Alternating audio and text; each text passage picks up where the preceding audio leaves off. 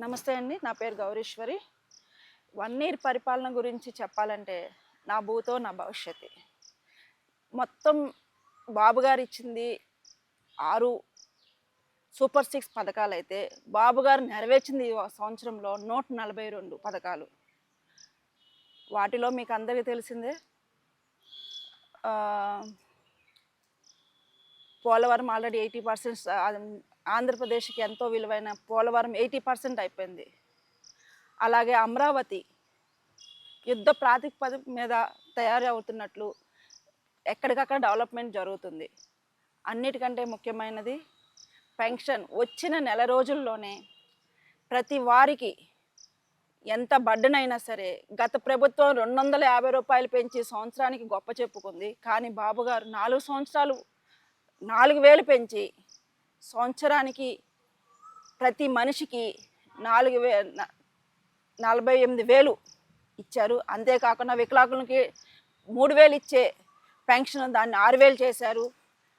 Bed మీద ఉన్న ప్రతి వాళ్ళకి 15,000 చొప్పున పెన్షన్ ఇస్తూ వచ్చారు.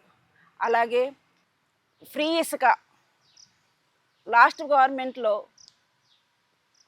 భవన నిర్మాణ కార్మికులు అసలు లేదు, పనులు లేవని బాధపడుతుండగా బాబుగా ఫ్రీ ఇసుక పాలసీని ప్రవేశపెట్టి ఎక్కడికక్కడ భవన నిర్మాణ కార్మికులకు ఉచిత ఇసుకను ప్రవేశపెట్టి కార్మికులకు జీవనోపాధి కల్పించారు.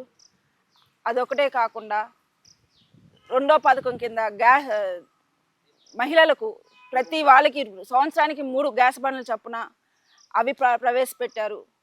అలాగే మొన్న రీసెంట్గా రిలీజ్ అయిన తల్లికి వందనం, ఇదివరకు తల్లికి వందనం గవర్నమెంట్ ఇచ్చినప్పుడు ఒక్కరికే ఫస్ట్ ఎంతమంది ఉంటే అంతమంది కానీ ప్రగల్భాలు పెట్టిన ఆ జగ్గారెడ్డి ఇప్పుడు చూసి ఓరవలేక దానికి ఎన్ని రకాలుగా కాంట్రవర్సీలు చేయాలని ఎదురు చూస్తూ ఉన్నాడు. కానీ మా బాబు గారు ఇచ్చిన మాట మీద నిలబడి ఎంతమంది ఉంటే అంతమందికి మీరు ఆలోచించవచ్చు. ఆల్రెడీ మన సోషల్ మీడియాలో చూసుంటారు. ఒక ముస్లిం ఫ్యామిలీలో 12 మంది ఉంటే వాళ్ళకి 1,56,000 చొప్పున డిపాజిట్ అయినాయి. అలాగే ప్రతి వాళ్ళకి 13,000 చొప్పున 13,000 డిపాజిట్ అయినాయి. తల్లికి వందనాన్ని అనే మాటను నిలబెట్టుకున్నారు.